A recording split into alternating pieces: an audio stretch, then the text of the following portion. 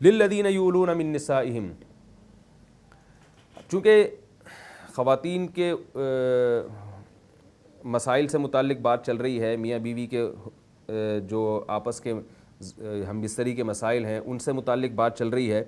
اسی میں قسم کا تذکرہ بھی آیا درمیان میں۔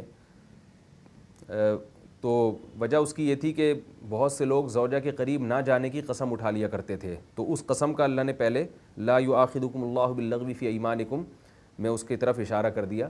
اور اس سے پہلے اللہ تعالیٰ نے زوجہ سے کس طرح سے ہم بستری جائز ہے اور کون سی قسم ناجائز ہے اس کا تذکرہ کیا۔ تو اب اسی مناسبت سے اسی نوعیت کا ایک اور مسئلہ بیان کیا جا رہا ہے۔ عرب میں عادت تھی کہ عورت پہ یہ ظلم کیا کرتے تھے کہ کسی بات پہ بیوی سے ناراض ہو کر اس کو کہتے تھے اللہ کی قسم میں تجھ سے ہم بستری نہیں کروں گا۔ اب اجازت تو تھی مرد کو 4 شادیوں کی، تو وہ کیا بلکہ زمانے جاہلیت سے پہلے تو 4 سے بھی زیادہ شادیوں کی اجازت تھی، تو وہ کیا ہوتا تھا، اس بیچاری عورت کو لٹکا کے چھوڑ دیتے، اور وہ نہ اپنی جو سیکچول ڈیزائرز تھیں وہ حلال طریقے سے پوری کر سکتی تھی، اور نہ اس کو طلاق دے کے کہیں اور نکاح کرنے دیتے۔ تو قرآن نے زمانے جاہلیت کے اس حکم کو ختم کیا، اور اللہ نے فرمایا کہ للذین یولون من نسائہم، جو لوگ بھی اپنی بیوی کے قریب نہ جانے کی قسم اٹھا لیں، تربصوا 4 اشہر، تو ان کو 4 مہینے کا انتظار کرنا ہے۔ کیا مطلب 4 مہینے تک تمہارے پاس آپشن ہے کہ تم رجوع کرو یا اس کو چھوڑ دو۔ تو فَإِن فَاءُوا، فرمایا اس 4 مہینے کے دوران اگر وہ رجوع کر لیں، یعنی قسم توڑ کے کفارہ ادا کر لیں اور زوجہ سے ہم بستری کر لیں، فَإِنَّ اللَّهَ غَفُورٌ رَحِيمٌ، تو بے شک اللہ تعالیٰ معاف کرنے والا اور رحم کرنے والا ہے۔ یعنی اس قسم توڑنے پر ان کو گناہ نہیں ملے گا، کیونکہ ایسی قسم اٹھا کے وہ عورت پہ ظلم کر رہے تھے اور اس کے ہم بستری نہ کر کے اس کی ایک حلال جو ایک ڈیزائرز ہیں ان کو پوری نہ کرنے کا ذریعہ بن رہے تھے۔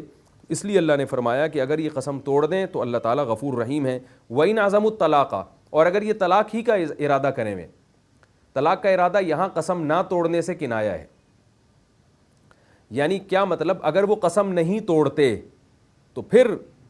اللہ فرماتے فَإِنَّ اللَّهَ سَمِيعٌ عَلِيمٌ، تو اللہ خوب سننے والا ہے اور جاننے والا ہے، لہذا اللہ سننے والا ہے ان کی بات کو کہ انہوں نے کیا قسم اٹھائی ہے، اور جاننے والا ہے کہ ایسے موقع پر ہمیں کیا حکم دینا چاہیے۔ تو اس کے لحاظ سے اللہ نے احکامات نازل کر دیے، اس کی تفصیل حدیث میں ہے۔ وہ کیا ہے کہ اگر کوئی شخص قسم اٹھا لے زوجہ کے پاس نہ جانے کی، تو 4 مہینے کے بعد اس میں زوجہ کو جو ہے وہ طلاق واقع ہو جائے گی۔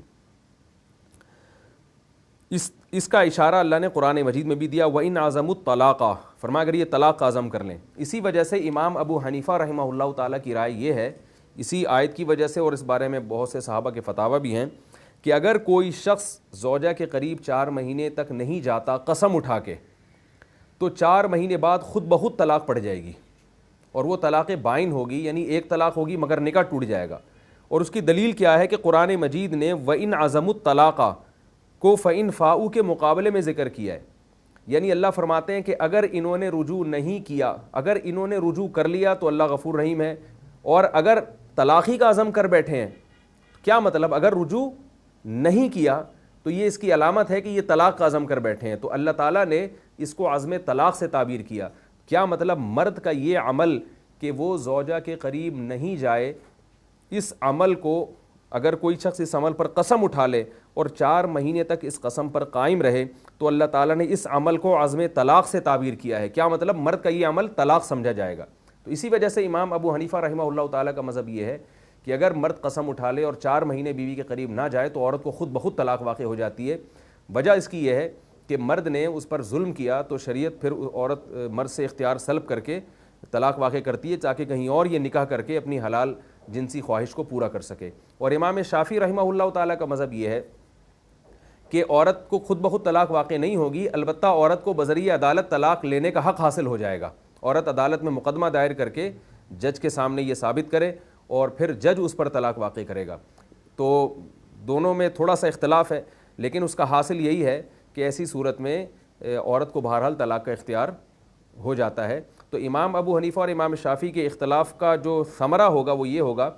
کہ امام ابو حنیفہ کے نزدیک تو خود بخود طلاق واقع ہو جائے گی، اور امام شافعی رحمہ اللہ تعالیٰ کے نزدیک عورت کو اختیار ہوگا کہ وہ اسی مرد کے ساتھ زندگی گزارنا چاہتی ہے یا بذریعہ عدالت طلاق لینا چاہتی ہے۔ تو اس آیت میں زمانے جاہلیت کا وہ حکم ختم کیا گیا، اور مرد کو کہا گیا کہ تمہارے پاس 4 مہینے تک جو ہے نا اور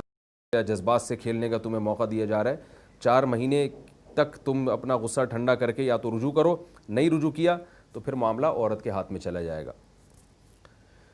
والمطلقات یتربصن بانفسہن، اب چاہے ایلا کے ذریعے طلاق ہو یا صراحتاً طلاق ہو، تو عورت طلاق کے بعد کیا فوراً کہیں اور شادی کر سکتی ہے؟ اس کے حکام اس آیت میں بیان کیے جا رہے ہیں۔ فرمائے طلاق یافتہ عورتیں یتربصن بانفسہن، اپنے نفس کو روک کے رکھیں گی، یعنی کہیں اور نکاح نہیں کریں گی بلکہ عدت گزاریں گی، ثلاثۃ قروء، 3 قروء۔ قرء کہتے ہیں امام ابو حنیفہ کے نزدیک قرء حیض ہے، اور امام شافعی کے نزدیک 3 طہر یعنی طہر ہے۔ تو امام ابو حنیفہ رحمہ اللہ اور امام احمد بن حنبل کے نزدیک اگر عورت کو 3 حیض آئے ہیں عدت کے بعد طلاق کے بعد تو اس کی عدت پوری ہو جائے گی، اور امام شافعی کے نزدیک 3 دفعہ پاکی کے ایام گزر جائیں تو بہت تھوڑا سا فرق پڑے گا، ان دونوں اختلاف کے ثمرات بہت ہی معمولی سے ظاہر ہوگا۔ چند دن عدت امام شافعی کی ہاں تھوڑی سی عدت بڑھ جائے گی عورت کی چند دنوں کی۔ اب اس پہ دلائل کیا ہے؟ چونکہ یہ عوام کا ایک موضوع نہیں ہے اور فقہی مسائل ہیں، جس کو جس فقہ پر زیادہ اعتماد ہو اسی فقہ کو فالو کرنا چاہیے، تو میں زیادہ اس کے دلائل میں نہیں جاتا کہ اس بارے میں امام حنیفہ کے دلائل کیا ہیں اور امام شافعی کے دلائل کیا ہیں۔ جو فقہ حنفی کو فالو کرنے والے لوگ ہیں وہ اس بارے میں امام ابو حنیفہ کو فالو کریں، جو فقہ شافعی کو فالو کرنے والے لوگ ہیں وہ فقہ شافعی کو فالو کر سکتے ہیں۔ فرمایا والمطلقات یتربصن بانفسہن ثلاثۃ قروء، 3 حیض اپنے آپ کو روک کے رکھیں گی، ولا یحل لہن، اور اس دوران ان کے لیے حلال نہیں ہے، ان یکتمن ما خلق اللہ فی ارحامہن، کہ اللہ نے ان کے رحم میں اگر کسی بچے کی ولادت کا انتظام کر دیا ہے، اللہ نے ان کے رحم میں کوئی پیدا کر دیا ہے کسی مخلوق کو، تو وہ اس کو چھپا دیں۔ کیونکہ عورت کو جب طلاق ہوتی ہے تو اس بات کا بہت زیادہ امکان تھا کہ وہ حمل گرا دے کہ بھئی اب میری تو اس شوہر سے علیحدہ ہو گئی ہوں اور حمل ٹھہر چکا ہے۔ حمل کے ٹھہرنے کا علم عورت کے علاوہ کسی کو بھی نہیں ہوتا۔ عورت کی پریگننسی کے جو ایام ہیں وہ پریگننسی بند ہو مینسس کے جو ایام ہیں وہ بند ہو جاتے ہیں، تو اس سے خواتین سمجھ جاتی ہیں کہ ہمیں پریگننسی ہو گئی ہے، حمل ٹھہر گیا ہے۔ تو اب طلاق کے بعد اس بات کا امکان تھا کہ عورت وہ حمل چھپا دے اور بتائے نہیں کسی کو، اس خوف سے کہ کہیں میری عدت لمبی نہ ہو جائے۔ تو طلاق کے بعد جو ہے نا، اگر عورت کو حمل ہو تو اس کی عدت پھر وضع حمل ہے، یعنی جب تک بچہ پیدا نہیں ہو جاتا اس وقت تک عدت پوری نہیں ہوتی۔ یہ 28ویں پارے میں سورہ طلاق میں ان احکام کو اللہ نے بیان کیا ہے کہ وہ فرمائے کہ وَأُولُو الْأَرْحَامِ أَجَلُهُنَّ أَن يَضَعْنَ حَمْلَهُنَّ، اور اس بات کا بھی امکان ہوتا ہے بعض دفعہ خواتین کہتی ہیں بھی شوہر سے تو ہماری جان چھوٹ رہی ہے تو بچہ کون پالے گا، اور یہ سب، تو اس نیت سے بھی بعض دفعہ چھپا لیتی ہیں۔ اور بعض دفعہ یہ بھی غلطی ہو سکتی ہے کہ وہ یہ کہہ دیں کہ بھائی میری عدت پوری ہو گئی ہے اور کسی اور سے نکاح کر لیں، اور ہو وہ بچہ پہلے کا مگر وہ دوسرے کی طرف منسوب کر دیں، کیونکہ دوسرا شوہر جب نکاح کرے گا تو اس کو بھی بعض دفعہ پتہ نہیں ہوتا کہ یہ حمل سے ہے یا نہیں ہے۔ تو یہ ایک ایسی چیز ہے جس پر خالص عورت ہی پر اعتماد کیا جا سکتا ہے، ورنہ عورت کسی کا بچہ کسی اور کے کھاتے میں ڈال سکتی ہے، بچہ ضائع بھی کر سکتی ہے، جس سے اس مرد کو بھی نقصان ہوگا، اور ظاہر ہے بچے کو بھی ضائع کرنا یہ بھی غلط چیز ہے۔ اس لیے اللہ نے فرمایا کہ ولا یحل لہن، کیونکہ اس پر کوئی مخلوق مطلع نہیں ہو سکتی، اس لیے اللہ مسلمان عورت کو اپنے عذاب سے ڈرا رہے ہیں اور بتا رہے ہیں کہ عورت کے لیے حلال نہیں ہے کہ ما خلق اللہ، کہ اللہ نے جو تخلیق کر دی ہے فی ارحامہن، اس کے رحم میں جس بچے کو پیدا کر دیا ہے، جو حمل ٹھہر چکا ہے، لاکھوں کروڑوں اسپم میں سے کسی ایک کو اللہ نے زندگی کے لیے سلیکٹ کر لیا ہے، تو اس کو چھپا ڈالیں۔ ان کن یؤمنن باللہ والیوم الآخر، اگر وہ اللہ اور آخرت پر ایمان رکھتی ہیں، اگر وہ مانتی ہیں کہ ہمارا کوئی رب ہے جس کے احکام کو ہمیں فالو کرنا ہے، اور آخرت کا دن آئے گا کہ اگر ہم جھوٹ بولیں گی یا اس بچے کو چھپائیں گی تو ہمیں اس دن کے عذاب کا سامنا کرنا پڑے گا۔ اللہ فرماتا ہے اگر ان چیزوں پر عورت کا ایمان ہے تو اس کے لیے حلال نہیں ہے۔ اور یہ بھی فرمایا وَبُعُولَتُهُنَّ أَحَقُّ بِرَدِّهِنَّ فِي ذَلِكَ، کہ جب تک عورت کی عدت پوری نہیں ہو جاتی تو اس کے شوہر کو حق ہے، طلاق دینے والے شوہر کو حق ہے کہ وہ اس کو اپنی طرف لوٹا لے اس عدت کے دوران، یعنی وہ رجوع بھی کر سکتا ہے۔ لیکن یہ یاد رکھیں یہ اس صورت میں ہے کہ 3 طلاقیں نہ ہو۔ اگلے رکوع میں اس کا بیان آ رہا ہے کہ 3 طلاقوں کے بعد مرد کو رجوع کا حق نہیں ہے، 1 طلاق ہو یا 2 طلاق ہو، تو اللہ فرماتے ہیں کہ عدت کے دوران شوہر کو اس بات کا حق حاصل ہے کہ وہ رجوع کر لے، ان ارادو اصلاح، بشرطے کہ اس کی نیت اصلاح ہو، عورت کو لٹکانا اس کی نیت نہ ہو۔ عرب یہ کیا کرتے تھے کہ عورت کو طلاق دیتے اور پھر بغض و عناد کی وجہ سے جب عدت پوری ہونے والی ہوتی تو رجوع کر لیتے تھے، اور اس نیت سے نہیں رجوع کرتے تھے کہ ہم اس کو باقاعدہ محبت سے بیوی بنا کے رکھیں گے، بلکہ اس نیت سے رجوع کرتے تھے کہ کہیں ایسا نہ ہو عدت پوری ہو اور یہ کہیں اور شادی نہ کر لے، کہیں اور شادی سے روکنے کے لیے رجوع کرتے تھے۔ قرآن نے اس سے منع کیا کہ تمہارا رجوع کرنا اس نیت سے نہیں ہو کہ یہ کہیں اور شادی نہ کر سکے، بلکہ اس نیت سے ہو کہ ہم اصلاح کے ساتھ، محبت کے ساتھ اور حقوق کی ادائیگی کے ساتھ میں اس کو اپنے پاس رکھوں گا۔ اب چونکہ عورت ایک صنف نازک ہے، مرد ہمیشہ اس کی کمزوری کا ناجائز فائدہ اٹھاتا رہا ہے، اور یہی ناجائز فائدہ تھا کہ مرد جو تھے وہ کیا کرتے تھے، طلاق دینے کے بعد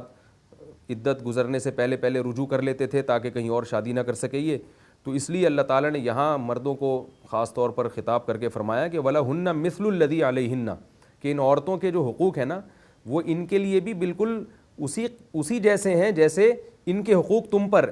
تمہارے حقوق ان پر ہیں۔ یعنی جیسے اللہ تعالیٰ نے ان عورتوں پر ذمہ داری رکھی ہے کہ وہ اپنے شوہر کے حقوق ادا کرے، تو ایسے ہی شوہر پر بھی اسی کی بقدر ذمہ داری ہے کہ وہ زوجہ کے حقوق ادا کرے۔ یہ یاد رکھیں، اس آیت کا یہ مطلب نہیں ہے کہ جو حقوق عورت کے ہیں وہی حقوق شوہر کے ہیں۔ ظاہر ہے حقوق تو دونوں کے بہت ہی ڈیفرنٹ قسم کے حقوق ہیں، ان میں تو بڑا فرق ہے۔ مرد کے ذمہ کمانا ہے، عورت کے ذمہ بچوں کی تربیت ہے، تو حقوق کی نوعیت تو مختلف ہے، لیکن اللہ فرماتے ہیں ان کی تاکید بالکل ایک جیسی ہے۔ یعنی مرد یہ نہیں کہہ سکتا کہ میں چونکہ مرد ہوں لہذا میری بیوی تو میرے حقوق پورے ادا کرے گی، اور میں حقوق میں اگر ڈنڈی مار دوں تو کوئی مسئلہ نہیں ہے کیونکہ میں مرد ہوں۔ اس کی نفی کی گئی ہے زمانہ جاہلیت کی اس سوچ کی، کہ زمانہ جاہلیت میں لوگ یہ سمجھتے تھے کہ مرد ہے تو مرد جو ہے وہ جو چاہے کر لے، وہ بیوی کے حقوق ادا کرے تو اچھی بات ہے، نہیں کرے تو کوئی اتنا بڑا مسئلہ نہیں ہے۔ تو اس کو اس جاہلیت کی اس رسم کی اس آیت میں نفی کی گئی ہے، اور بتایا گیا ہے کہ جتنی تاکید اس کے حقوق تمہارے حقوق کی ہے اتنی ہی تاکید اس کے حقوق کی بھی ہے۔ لیکن ساتھ ساتھ اللہ نے آگے بتا دیا وَلِلرِّجَالِ عَلَيْهِنَّ درجہ، مردوں کا عورت کے اوپر ایک درجہ ہے۔ وہ درجہ کیا ہے کہ سربراہی اور حاکمیت جو ہے اور امارت وہ مرد کے ہاتھ میں ہوگی، یعنی آرڈر گھر میں اس کا چلے گا۔ واللہ عزیز حکیم، فرمایا اللہ زبردست غالب ہے۔ غالب کا مطلب جو چاہتا ہے احکام بنا دیتا ہے۔ تو اللہ نے ایک حکم بنا دیا کہ حقوق میں تاکید دونوں میں ایک جیسی ہے، مگر مقام اور مرتبہ وہ مرد کا عورت سے زیادہ ہے۔ حکیم حکمت والا ہے۔ کیا مطلب کہ ایسا نہیں ہے کہ غالب ہے تو بس جو چاہے قانون بنا کے اپنی مخلوق پر مسلط کر دے، کہ اس لیے کہ مجھ سے کوئی پوچھنے والا نہیں ہے۔ نہ فرمایا کہ میں غالب ہونے کے ساتھ ساتھ حکیم بھی ہوں، جو بھی قانون بناتا ہوں اپنی مخلوق کی رعایت اور مخلوق کے جو ہے نا وہ مفاد سامنے رکھ کر بناتا ہوں۔ یعنی ایسے قوانین بنائے ہیں جس میں اس مخلوق کو فائدہ ہو۔ تو ایک قانون میں اگر مرد اور عورت کے حقوق کی تاکید ایک جیسی کر دی تو اس میں بھی حکمت ہے، اور مرد کو اگر ایک درجہ زیادہ دے دیا تو اس میں بھی عورت ہی کا فائدہ ہے، کیونکہ میں تمام مخلوق کو سامنے رکھ کر حکمت پر مبنی فیصلے کرتا ہوں کیونکہ میں حکیم ہوں۔ تو یہ تو اس آیت اس رکوع کی میں نے تشریح کی ہے۔ اب اس رکوع سے جو ملنے والے اسباق ہیں اور اس میں جو فقہی مسائل ہیں جو کچھ تفسیر کے دوران میں نہیں بیان کر سکا،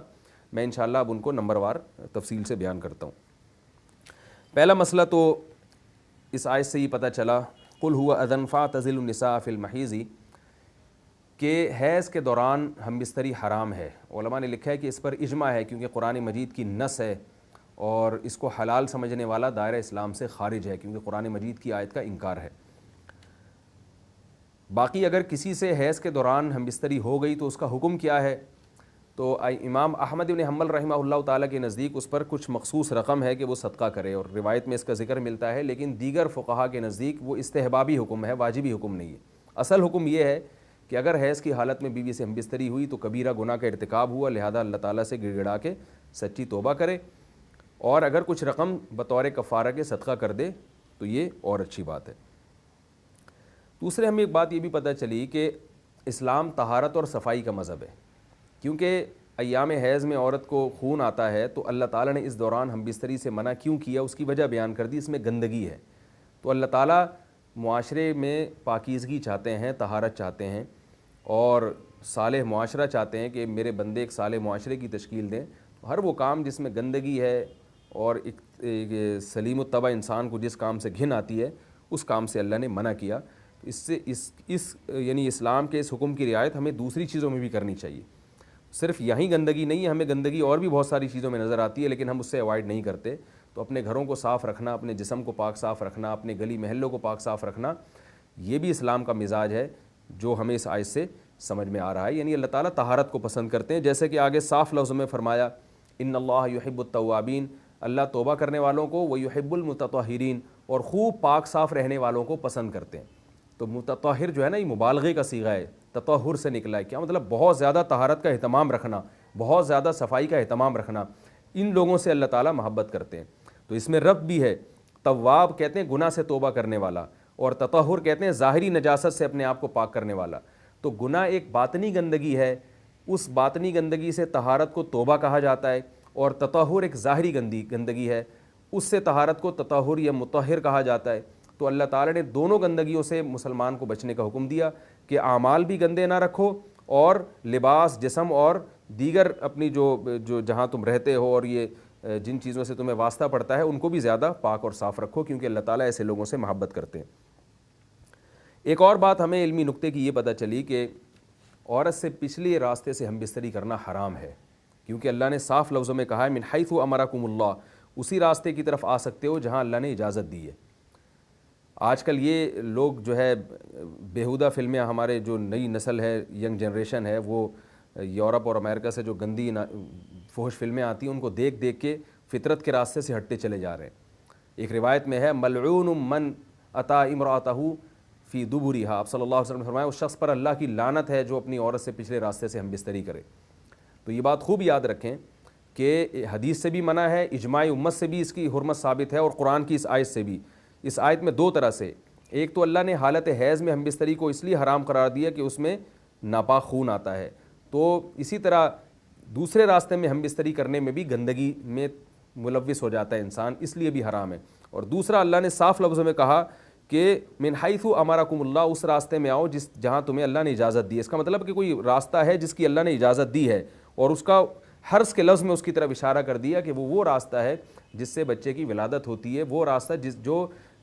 ولادت کا ذریعہ بنتا ہے. اس کے علاوہ کسی اور راستے کی طرف آنے کی ہمیں اجازت نہیں ہے. اس پہ قرآن نے پابندی لگائی ہے, اور اس پر پوری امت کا اجماع ہے. ایک اور بات یہاں پتہ چلی کہ یہ بھی تھوڑا حیا کے خلاف مسئلہ ہے, لیکن آج کی نئی نوجوان نسل جو ہے اس میں بہت زیادہ مبتلا ہو رہی ہے, جس کو اورل سیکس کہا جاتا ہے. اور میں نے جیسے عرض کیا کہ شرعی مسائل میں چاہیے اور اس کو بیان کرنا یہ ہماری ذمہ داری ہے. تو یہ چیز بھی انگریزی فلموں سے اور فحش فلموں سے ہماری نئی نسل میں بہت تیزی سے سرایت کر رہی ہے, اور لوگ اس بارے میں علماء سے بہت زیادہ مسائل پوچھتے ہیں, خواتین بھی پوچھتی ہیں جو اس میں مبتلا ہیں. تو اس کا بھی مسئلہ یاد رکھیں کہ اللہ تعالیٰ نے حالت حیض میں زوجہ سے ہم بستری کو حرام قرار دیا کیونکہ اس میں گندگی ہے. باپ دیکھیں کہ وہ گندگی اس درجے کی نہیں ہے جتنی اورل سیکس میں گندگی ہوتی ہے.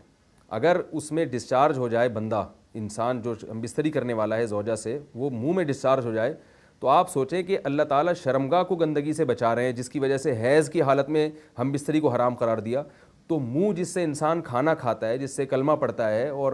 جو انسان کے جسم میں سب سے اشرف عضو ہے, سب سے زیادہ معزز اور مکرم عضو ہے, اس میں ایسی گندگی کو ڈالنا کہاں سے جائز ہو سکتا ہے, کہاں سے حلال ہو سکتا ہے. تو آج بعض متجدد قسم کے لوگ جو ہے نا اس کو حلال قرار دے رہے ہیں, تو یہ بالکل غلط ہے. تو یہ بات خوب ذہن میں رکھیں کہ اورل سیکس کے ذریعے اپنی خواہش کو پورا کرنا اس طور پر کہ ڈسچارج ہو جائے انسان عورت کے منہ میں, بیوی کے منہ میں, یہ بالکل حرام ہے, بالکل ناجائز ہے. کیونکہ منی ایک غلیظ اور ناپاک اور گندگی ہے, اور ناپاک اور نجس چیز ہے.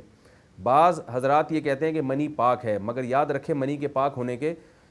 دلائل مضبوط نہیں ہیں, منی کے ناپاک ہونے کے دلائل بہت مضبوط ہیں. سب سے پہلی دلیل قرآن مجید میں آتا ہے الم نخلقکم من ماء مہین, ہم نے تمہیں غلیظ اور پلید پانی سے پیدا کیا ہے, ذلیل پانی سے پیدا کیا ہے.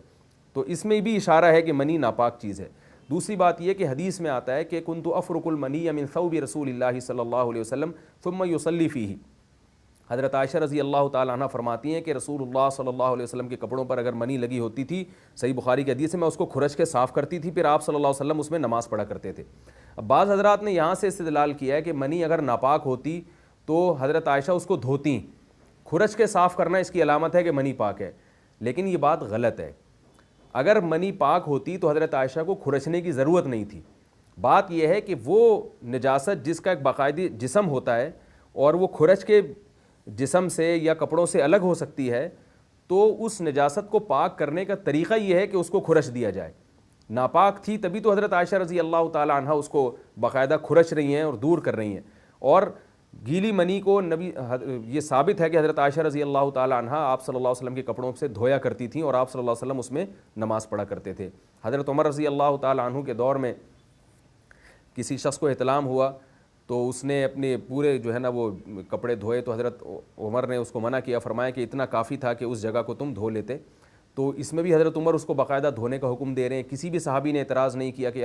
یا امیر المومنین آپ ان کو دھونے کا حکم کیوں دے رہے ہیں, منی تو پاک ہے. تو منی کے جو ناپاک ہونے کے دلائل ہیں وہ بہت مضبوط ہیں. باقی اس کو جو کھرچنے کا حکم ہے وہ اس لیے کہ منی کے پاک جو اگر خشک ہو جائے تو وہ کھرچ کے بھی پاک ہو جاتی ہے, اس کو پھر دھونا ضروری نہیں ہوتا. اس کی مثال ایسے جیسے حدیث میں آتا ہے, صحابہ کرام فرماتے ہیں کہ ہمارے تلواروں میں دشمن کا خون لگا ہوتا تھا تو ہم اس کو زمین پہ اچھی طرح رگڑ کے اسی کو لٹکا کے نماز پڑھتے تھے. تو دیکھیں خون بھی ایسی چیز ہے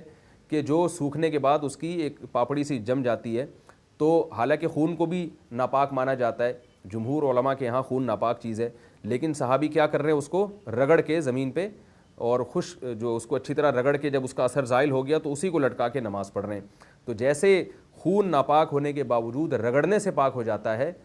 اگر کسی ایسی چیز پہ لگا ہو جو لوہے یا ایسی سخت چیز پہ, تو ایسے ہی منی اگر کپڑوں پہ لگی ہو, خشک ہو جائے تو اس کو اچھی طرح جب کھرچ دیا جائے تو وہ پاک ہو جاتی ہے. لیکن اس سے یہ ثابت نہیں ہوتا کہ منی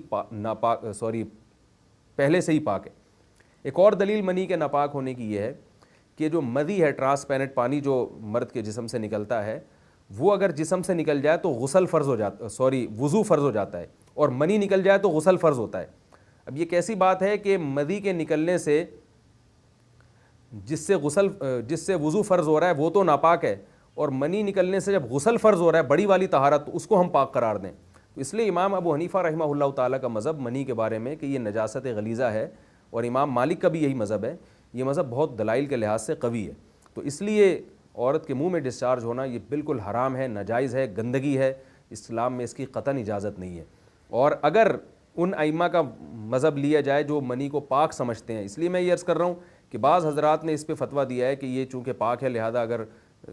یعنی کوئی شخص منہ میں بھی ڈسچارج ہو جائے تو یہ بھی جائز ہے. یہ 100% غلط فتویٰ ہے, اس لیے کہ جو حضرات اس کو پاک کہتے ہیں وہ بھی اس کو خبائث میں داخل کرتے ہیں, حرام چیزوں میں داخل کرتے ہیں. اس کا کھانا یا اس کا منہ میں ڈالنا وہ بھی جائز نہیں کہتے. تو اس لحاظ سے بھی یہ ناجائز ہے اور بہت ساری بیماریوں کا ذریعہ بھی ہے.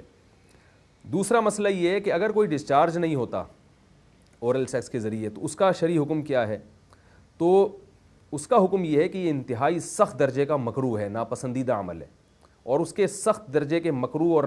حرام نہیں ہے لیکن بہت زیادہ ناپسندیدہ اور شریعت کے مزاج کے بالکل خلاف ہے. اور اسلامی کلچر میں اس کا کوئی تصور نہیں تھا. یہی وجہ ہے کہ فقہاء کرام کے ہاں اس چیز کا تذکرہ بہت ہی محدود پیمانے پر ملتا ہے. یہ اس کی علامت ہے کہ مسلمان معاشرہ اس چیز سے بالکل بھی واقف نہیں تھا کہ یہ کیا ہوتا ہے. تو یہ چیز غیروں سے آئی ہے, غیر مسلموں سے ہمارے معاشرے میں جو ان کی موویز دیکھ کے, فحش فلمیں دیکھ کے نوجوانوں میں اس چیز نے سرایت کیا, ورنہ یہ انسان طبی طور پر اس عمل سے بہت زیادہ نفرت کرتا ہے. کوئی بھی شریف الطبع آدمی ذہنی طور پر اس کے لیے تیار نہیں ہوگا. تو میں پھر بھی یہ کہہ رہا ہوں کہ بہرحال علماء اس کو ناجائز اور حرام نہیں سمجھتے, اس لیے کہ میاں بیوی ایک دوسرے سے جس طرح سے چاہیں استمتاع کر سکتے ہیں, لیکن سخت ناپسندیدہ بہرحال ہے اور مکروہ چیز ہے, اور اس قابل نہیں ہے کہ اس کی حوصلہ افزائی کی جائے. یہ اس کے بارے میں ہے کہ جب یعنی جو ہے وہ ادخال کیا جائے اس فم کے اندر, اس جو ہے مرد اس میں باقاعدہ جو ہے وہ تلذذ حاصل کرے. اگر ایسا نہ ہو بلکہ باہر سے ہی استمتاع کیا جائے, جیسے بعض جگہ ایسا ہوتا ہے کہ کیا نام ہے, عورت کو اس چیز سے گھن آتی ہے کہ وہ اپنے منہ میں اس گندگی کو لے کر جائے, تو پھر بعض شوہر زوجہ کو مجبور کرتے ہیں کسنگ وغیرہ پر, تو یہ کم درجے کی کراہت ہے. یعنی یہ بھی ناپسندیدہ تو ہے مگر یہ اس درجے کا مکروہ, اس درجے کا ناپسندیدہ نہیں ہے. دوسری بات یہ کہ یہ جو میں نے پوری ڈیٹیل بیان کی ہے یہ اس صورت میں ہے اس کے مکروہ اور ناپسندیدہ ہونا کہ عورت اس کے لیے ذہنی طور پر آمادہ ہو. یہ بات خوب یاد رکھیں, اگر عورت کو اس عمل سے گھن آتی ہے تو پھر مرد بیوی کو اس کام پر مجبور ہرگز نہیں کر سکتا, کیونکہ یہ نکاح کے جو ایگریمنٹ ہے, مقتضیات ہیں, اس کے خلاف ہے. یعنی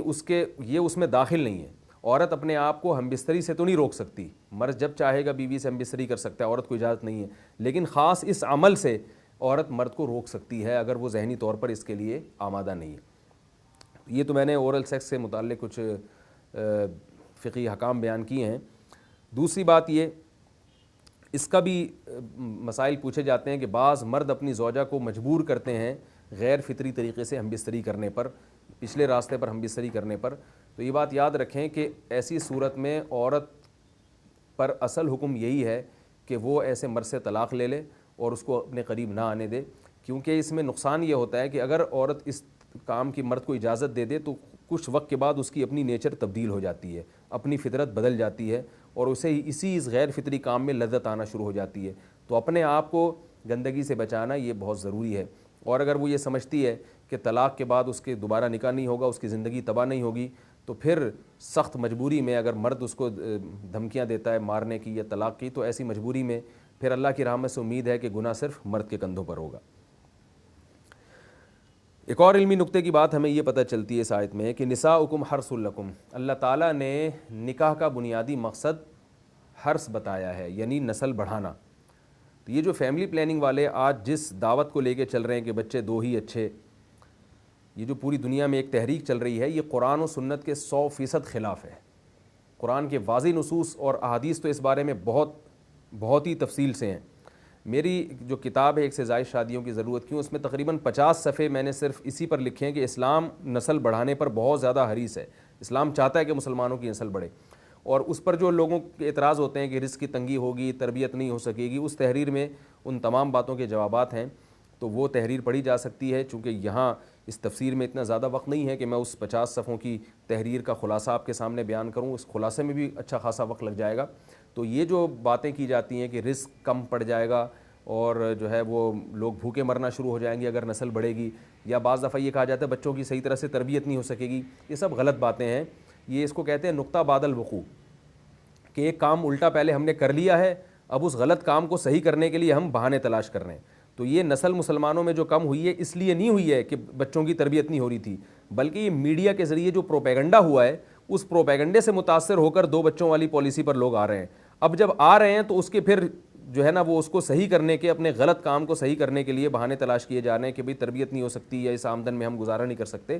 تو یہ سارے دلائل کا جواب آپ کو میری انشاءاللہ اس تحریر میں ملے گا۔ بہرحال ہم چونکہ مسلمان ہیں، قرآن کو مانتے ہیں، سارے دلائل ایک طرف اور قرآن و سنت ایک طرف، جب اللہ تعالیٰ نے ہمیں بتا دیا کہ نساؤکم حرث لکم، عورت کا بنیادی مقصد،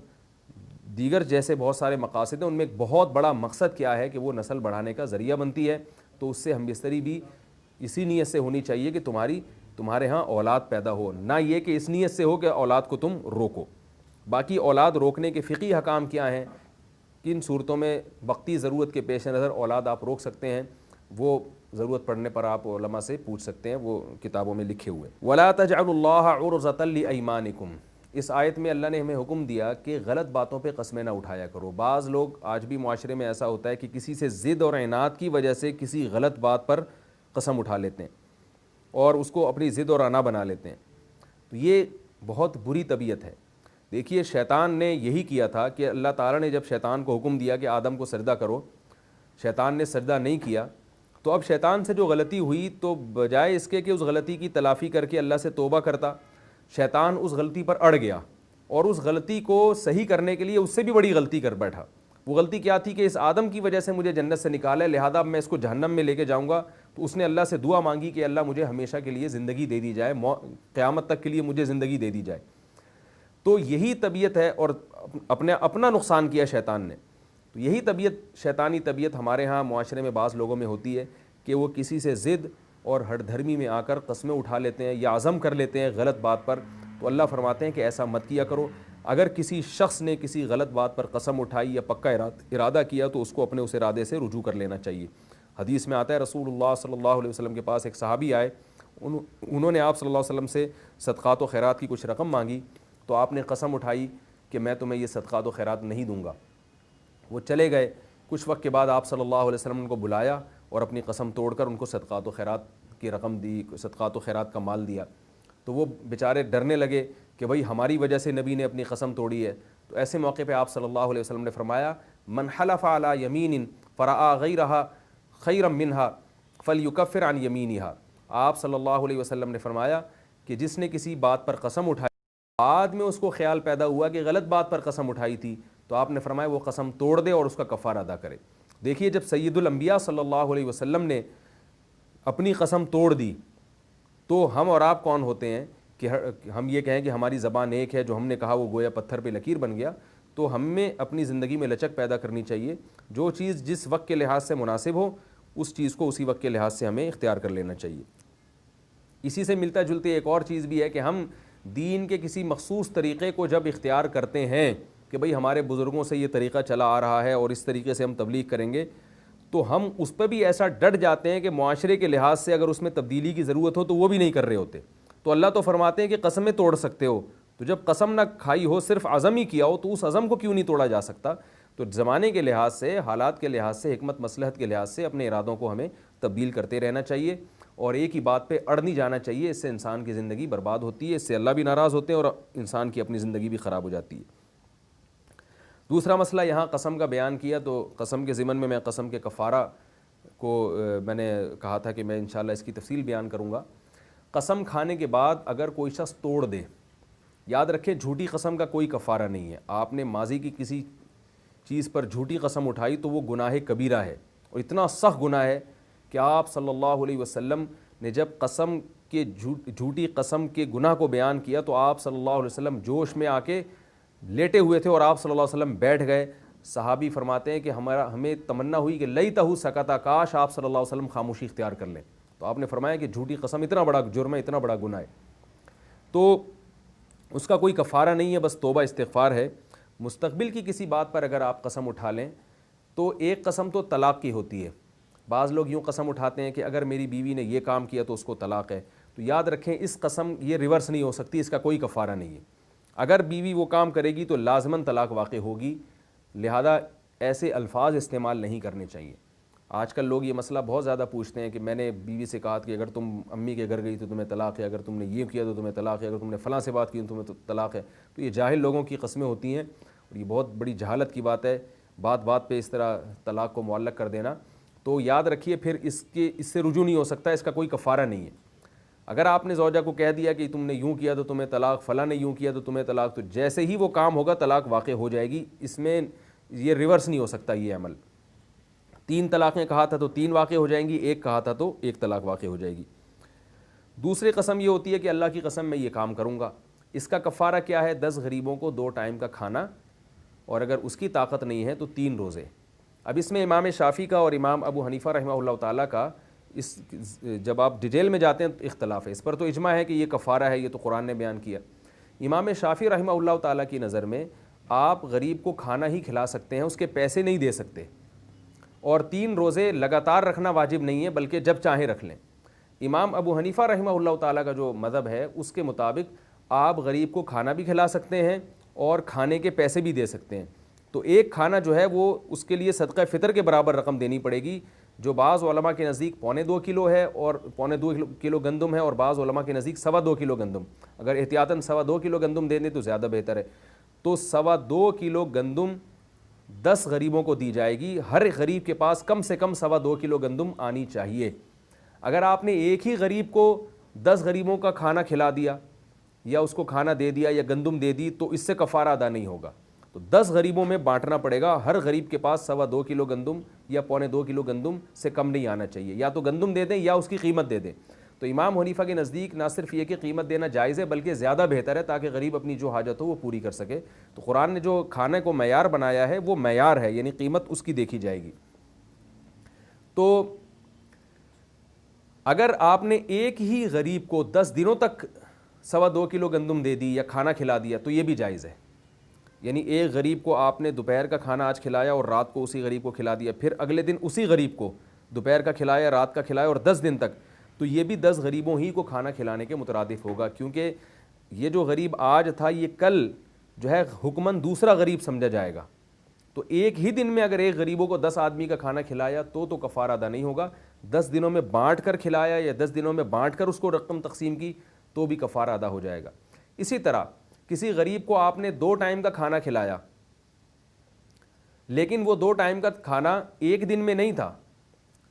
جیسے آپ نے صبح دوپہر کا کھانا اور رات کا کھانا یہ تو 2 ٹائم کا ہو گیا، تو آپ نے کیا کیا کہ ایک غریب کو آج دوپہر کا کھانا کھلایا اور کل دوپہر کا کھانا اسی غریب کو کھلایا، تو یہ بھی 2 ٹائم ہی کا کھانا کہلائے گا فقہائے حنفیہ کے نزدیک، یعنی اس سے بھی کفارہ ادا ہو جائے گا۔ تو ایک ہی دن میں 2 ٹائم کا کھانا کھلانا ضروری نہیں ہے، بلکہ مختلف دنوں میں بھی آپ 2 ٹائم کا کھانا کھلا سکتے ہیں۔ جب 2 ٹائم کا کھانا وہ غریب کھائے گا تو پھر ایک غریب کا فدیہ ادا ہوگا۔ اور اگر غریب کو کھانا کھلانے کے پیسے نہیں ہیں تو امام شافعی کے ہاں تو 3 روزے جب چاہیں رکھیں، لیکن امام ابو حنیفہ کے ہاں وہ 3 روزے لگاتار رکھنا واجب ہے۔ اور اس کی دلیل عبداللہ ابن مسعود رضی اللہ تعالیٰ عنہ کی وہ قرات ہے جس میں وہ یوں تلاوت کیا کرتے تھے، فصیام ثلاثۃ ایام متتابعات، اس میں متتابعات کی قید تھی۔ تو وہ قراءت قرآن تو نہیں ہے لیکن وہ خبر مشہور کے حکم میں ہے، لہذا وہ حدیث کے حکم میں ہے۔ اور عبداللہ بن مسعود رضی اللہ تعالیٰ عنہ کا یہ جو قراءت ہے یہ ظاہر ہے ان کی ذاتی رائے نہیں ہو سکتی، تو اس لیے یہ بھی بحکم حدیث ہی ہے۔ تو اسی وجہ سے امام ابو حنیفہ رحمہ اللہ تعالیٰ کا مذہب یہ ہے کہ اگر قسم کے کفارے میں 3 روزے رکھے تو وہ لگاتار رکھنے پڑیں گے، وہ متفرق طور پر تقسیم کر کے آپ نہیں رکھ سکتے۔ ایک اور مسئلہ جو یہاں پر للذین یؤلون من نسائہم فرمایا کہ جو لوگ اپنی بیویوں کے قریب نہ جانے کی قسم اٹھا لیں، تو یہ بات یاد رکھیں کہ اگر قسم اٹھائے گا تو پھر ایلا ہوگا۔ اگر کوئی ویسے ہی بیوی کے قریب ناراضی کی وجہ سے نہیں جاتا تو 4 مہینے کیا 4 سال تک بھی نہیں جائے گا تو طلاق واقع نہیں ہوگی۔ بہت سے لوگ اس غلطی میں مبتلا ہو جاتے ہیں کہ شوہر جو ہے امریکہ میں ہے، بیوی اس کی پاکستان میں ہے، تو 1 سال سے ملاقات نہیں ہوئی بیوی سے، تو کہیں طلاق تو نہیں ہو گئی، تو ایسے طلاق واقع نہیں ہوتی۔ ہاں قسم اٹھائی ہو کہ میں بیوی سے نہیں ملوں گا، میں اس سے ملاقات نہیں کروں گا یا اس سے ہم بستری نہیں کروں گا، ملاقات کے لفظ یا میٹنگ کے لفظ یا اس طرح کے کوئی بھی الفاظ ہوں، تو پھر قسم اٹھا کے اگر ہوں تو پھر 4 مہینے کے بعد طلاق واقع ہو جاتی ہے۔ لیکن اگر ویسے ہی نہ ملے تو طلاق واقع نہیں ہوتی۔ باقی یہ کہ زوجہ سے بلا وجہ دور رہنا، اس سے ہم بستری نہ کرنا، یہ بیوی کی اجازت کے بغیر جائز نہیں ہے۔ علماء نے بیان کیا کہ کم از کم 4 مہینے میں 1 مرتبہ دیانتاً اپنی زوجہ کے قریب جانا لازم ہے۔ اس سے زیادہ اگر آپ دور رہنا چاہتے ہیں تو عورت سے اجازت لینی پڑے گی، اور اس بات کا بھی آپ کو اطمینان ہونا چاہیے کہ بیوی کے کسی گناہ میں پڑنے کا خطرہ نہ ہو۔ اور آگے اللہ تعالیٰ نے طلاق یافتہ عورت کی عدت بیان کی ہے۔ 2 قسم کی عدتیں ہوتی ہیں عورت کے اوپر، ایک شوہر کے مرنے کے بعد وہ 4 مہینے 10 دن ہے، اور ایک طلاق کے بعد وہ ہے 3 حیض۔ لیکن اگر عورت کو حمل ہو تو پھر جب تک بچے کی ولادت نہیں ہوتی اس وقت تک عدت پوری نہیں ہوتی، اور حمل والی عورت کی عدت ایک ہی ہے، چاہے اس کے شوہر کا انتقال ہوا ہو چاہے اس کو طلاق ہوئی ہو، اور اس میں کوئی مدت بھی نہیں ہے۔ اگر شوہر کا انتقال آج ہوا اور انتقال کے 1 گھنٹے کے بعد عورت کے ہاں بچہ پیدا ہو گیا تو اسی وقت اس کی عدت ختم ہو جائے گی۔ اگر عورت کو طلاق ہوئی اور طلاق کے 1 منٹ کے بعد 1 گھنٹے کے بعد بچہ پیدا ہو گیا تو بھی اسی وقت اس کی عدت ختم ہو جائے گی، وہ جہاں چاہے نکاح کر سکتی ہے۔ تو حاملہ عورت کا جیسے ہی بچہ پیدا ہوگا اس کی فوراً عدت ختم ہو جاتی ہے۔ جو عورت حمل سے نہیں ہے تو پھر اس کی عدت جو ہے وہ 3 حیض ہے، 3 دفعہ جب حیض آ کے ختم ہوں گے تو پھر اس کی عدت پوری ہو جائے گی۔ اور یہ بھی یاد رکھیں کہ جن عورتوں کو حیض نہیں آتا بیماری کی وجہ سے، یعنی جو عمر زیادہ ہو گئی ہے ان کی اور ان کو حیض نہیں آتا، تو 28ویں پارے میں اللہ نے ان کا حکم بھی بیان کیا ہے کہ واللائی لم یحزن، کہ جن عورتوں کو حیض آیا ہی نہیں ہے، ابھی تک آنا ہی نہیں شروع ہوا حالانکہ وہ عمر ہو گئی ان کی، یا جن کی عمر زیادہ ہو گئی حیض آنا بند ہو گیا، تو ان کی عدت کیا ہے؟ فعدتہن 3 اشہر، 28ویں پارے میں اللہ نے بیان کیا سورۃ طلاق میں کہ ان کی عدت پھر 3 مہینے ہے، تو وہ 3 مہینے انتظار کریں گی۔